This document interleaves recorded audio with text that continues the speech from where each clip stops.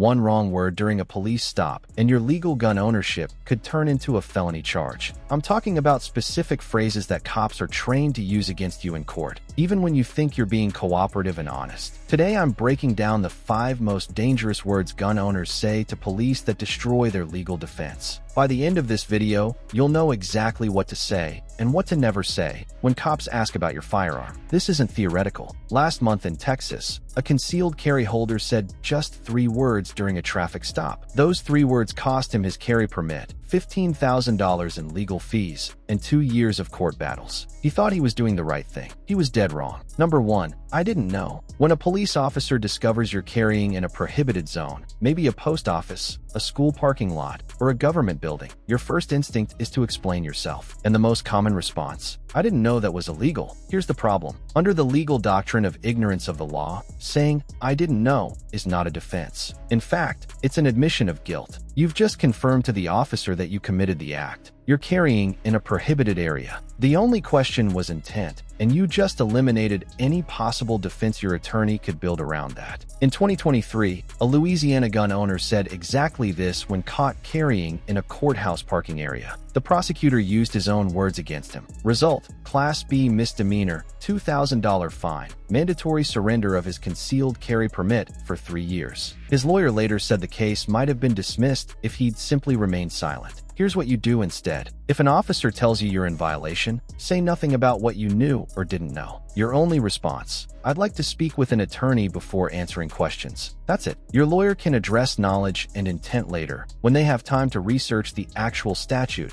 and build a proper defense. But here's the critical part most gun owners miss. And this next phrase is even more dangerous because it sounds helpful. Number 2, it's just in my truck. You're pulled over for a broken taillight. The officer asks if there are any weapons in the vehicle. You want to be cooperative, so you say, yeah, it's just in my truck, or it's just in the glove box. That word just legally translates to admission of possession and control. In court, prosecutors will argue you knowingly had the firearm exactly where you placed it. If that location happens to violate any local ordinance, maybe you're parked near a school, maybe you cross state lines with different storage laws, maybe your permit doesn't cover vehicle carry, you've just given them everything they need. Florida, 2022. A gun owner told an officer his pistol was just under the seat. The officer discovered it was loaded and not in a secured container. Under Florida statute 790.25, that's illegal without a carry permit in certain circumstances. The gun owner had a permit, but it had expired 2 weeks prior. His own statement about location and accessibility was used to prove he had immediate access to the weapon, escalating the charge to carrying a concealed weapon without a license. That's a 3rd-degree felony. 5 years possible prison time. Your correct response. If you're legally required to notify an officer in your state, you say, I'm notifying you I'm a legal permit holder. Period. No location, no description, no explanations. They'll ask where it is. You respond, I'd prefer to discuss that with my attorney present. This sounds uncooperative. I understand that. But cooperation during a stop doesn't mean volunteering information that can be weaponized against you later. Which brings us to the 3rd phrase, and this one gets gun owners arrested more than any other. Number 3, I have a permit. Wait, isn't that exactly what you're supposed to say? Not quite. The problem isn't telling the officer you're permitted. The problem is what usually comes after. Here's how it plays out. You say, I have a permit, and the officer asks to see it. You reach for your wallet, but your permit expired last month and you forgot to renew. Or you moved states and didn't realize your old permit isn't recognized here. Or you're in a jurisdiction that doesn't honor your specific permit type. Now you've made a false statement to a police officer. That's a separate crime in 43 states. In Virginia, it's a Class 1 misdemeanor,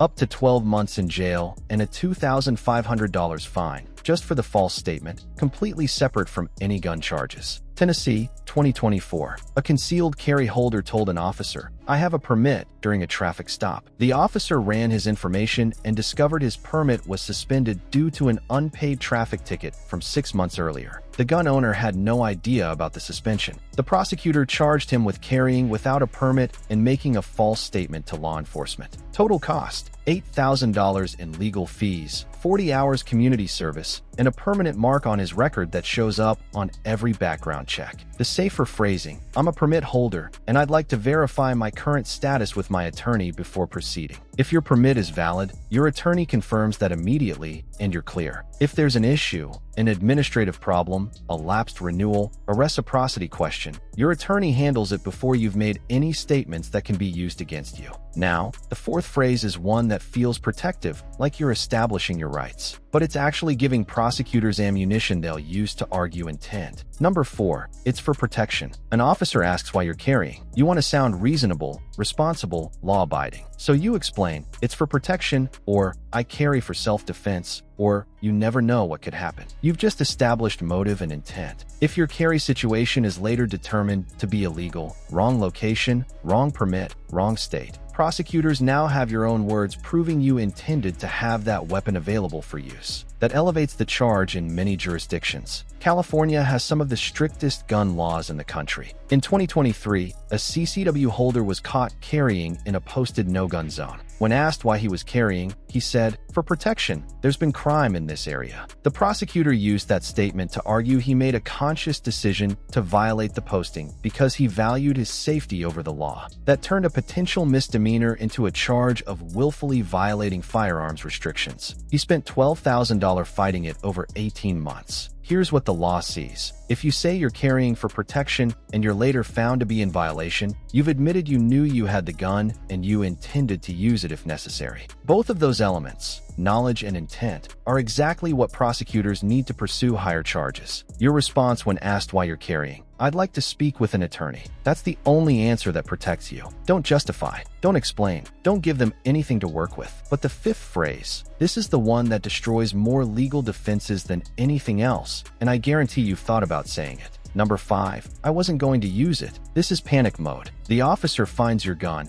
and you immediately want to de-escalate the situation. So you say something like, "I wasn't going to use it," or "I forgot it was even there," or "I never touched it." Congratulations. You just confessed to illegal possession while simultaneously destroying your Fourth Amendment defense. When you say, "I wasn't going to use it," you're confirming you knew the gun was there. That eliminates any argument that the gun was planted, that you didn't know it was in your vehicle, or that someone else put it there. You've locked yourself into possession. When you say, "I forgot it was there," you're admitting negligence. In states with safe storage laws, or in cases involving prohibited persons, negligence can be a separate criminal charge. You've just handed prosecutors a second violation. When you say, "I never touched it," you're opening yourself up to forensic examination. If your fingerprints are on that gun, and they will be if you own it, you've now made a false statement. That's another charge. Georgia, 2023. A gun owner was pulled over with a firearm visible in the back seat. When the officer approached, the owner immediately said, "I'm not going to use it. I forgot it was back there after the range." The officer cited him for improper storage and transport. The prosecutor used his own statement to prove he knew the gun was in the vehicle, but failed to secure it properly under Georgia law. That should have been a $100 fine. His statement turned it into a misdemeanor with a $1,000 fine and mandatory firearms safety course. The correct response if an officer discovers your firearm: silence. Literally say nothing. If the officer asks you about it, your answer is, "I'm invoking my right to remain silent and would like to speak with an attorney." That sounds harsh, I know, but here's what you need to understand. Anything you say in that moment is about protecting the officer's safety and building the state's case. Nothing you say will make the situation better. It can only make it worse. Let's recap the 5 phrases that could destroy your legal defense when police ask about your gun. "I didn't know." This admits guilt and eliminates your ignorance defense. "It's just in my truck." This proves possession and control in a specific location. "I have a permit." This opens you up to false statement charges if anything is wrong. "It's for protection." This establishes intent that prosecutors will use against you.